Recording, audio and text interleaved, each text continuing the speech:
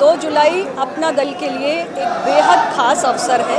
आज हमारे पार्टी संस्थापक डॉक्टर सोमेलाल पटेल जी की जन्म जयंती है और हर वर्ष इसे हम पूरे हर्षोल्लास के साथ मनाते हैं। अन्य राज्यों से भी जो हमारे अपना दल के पुराने साथी हैं वो डॉक्टर साहब को श्रद्धांजलि देने के लिए आते हैं। और ये चुनावी वर्ष भी है, हमारे कार्यकर्ताओं को एक तरीके से उनको मोटिवेट करने का एक अवसर भी है और सभी कार्यकर्ताओं ने संकल्प ले लिया है। हम एक एनडीए गठबंधन का हिस्सा हैं और हमारी पार्टी, हमारा गठबंधन तीसरी बार उत्तर प्रदेश में सरकार बनाए, इसके लिए सभी कार्यकर्ताओं में आज ऊर्जा फूंकने का भी काम किया गया है। 2027 में क्या पार्टी अकेले चुनाव दम पर लड़ेगी?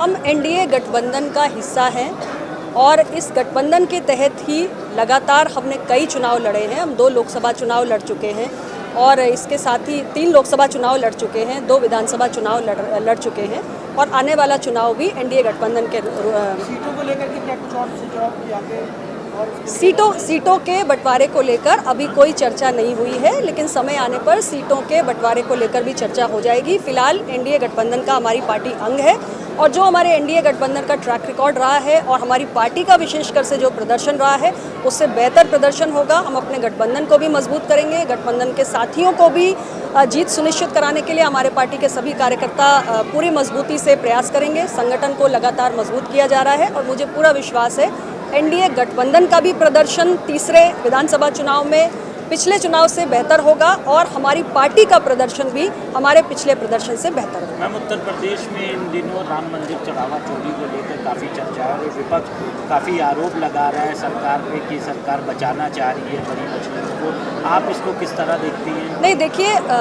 राम मंदिर चढ़ावा चोरी का जो प्रकरण है इसमें मैं अपनी पार्टी की तरफ से पहले भी स्पष्ट कर चुकी हूँ। करोड़ों लोगों की भावनाएं जुड़ी हुई हैं, आस्था का विषय है और जो लोग भी इसमें दोषी हैं उन्हें बचाने का तो सवाल ही नहीं पैदा होता। एसआईटी ने अपनी प्रारंभिक जांच सौंपी, उसके बाद कई लोगों की गिरफ्तारियां हुई और जब ये अपने अंतिम निष्कर्ष पर पहुंचेगा तो आप देखते जाइए कि और भी कई लोग जो इस गुनाह में मैं कहूँगी कि शामिल हैं, निश्चित रूप से सभी सज़ा पाएंगे। कोई भी दोषी बख्शा नहीं जाएगा और बख्शा जाना भी नहीं चाहिए। ये बहुत बड़ा प्रकरण है और इसमें जो भी दोषी हैं सबके ऊपर कड़ी कार्रवाई होगी। लेकिन विपक्ष का कहना है कि जो चंपत राय हैं, अनिल मिश्रा हैं, इन लोगों पर अभी तक ना मुकदमा दर्ज हुआ है ना कोई कार्रवाई हुई है, जबकि ट्रस्टी लीन थे। मैंने वही बात आपसे कही कि जो गिरफ्तारी का जो एक प्रकरण है वो प्रारंभ हो चुका है, प्रक्रिया प्रारंभ हो चुकी है।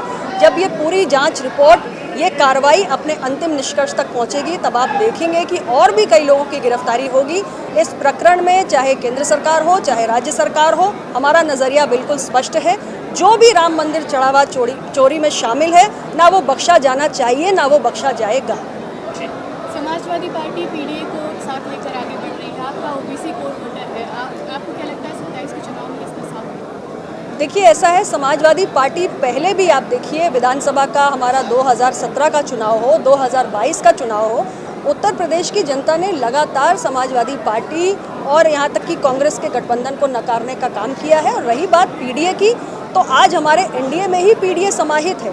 एनडीए ने लगातार पीडीए के हित में कई फैसले किए हैं, ऐसे फैसले जो समाजवादी पार्टी के लिए मैं कहूँगी कि उनके अपने सरकार के कार्यकाल में उन्होंने नहीं करवाए। इस राज्य के अंदर अगर समाजवादी पार्टी चाहती तो अपने कार्यकाल में कास्ट सेंसस करा सकती थी, लेकिन समाजवादी पार्टी ने नहीं कराई। लेकिन हमारी सरकार ने, केंद्र सरकार ने, मोदी सरकार ने, हमारी पार्टी अपना दल की मांग पर देश के अंदर कास्ट सेंसस का निर्णय लिया।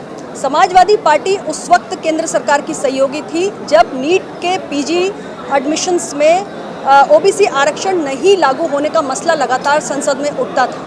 तब भी समाजवादी पार्टी ने पीडीए के हितों को जिसकी वो आज बात करते हैं उसको ध्यान में रखकर कोई काम नहीं किया। लेकिन मैंने इस मांग को संसद में उठाया था मेरी पार्टी की ओर से और प्रधानमंत्री नरेंद्र मोदी जी ने पूरी संवेदनशीलता दिखाई और एक बहुत, मैं कहूँगी कि हज़ारों की तादाद में ओबीसी बच्चों का नुकसान हो रहा था। पीजी में नीट का आरक्षण, नीट पीजी में ओबीसी बच्चों का आरक्षण लागू करने का फैसला भी हमारी सरकार में किया गया।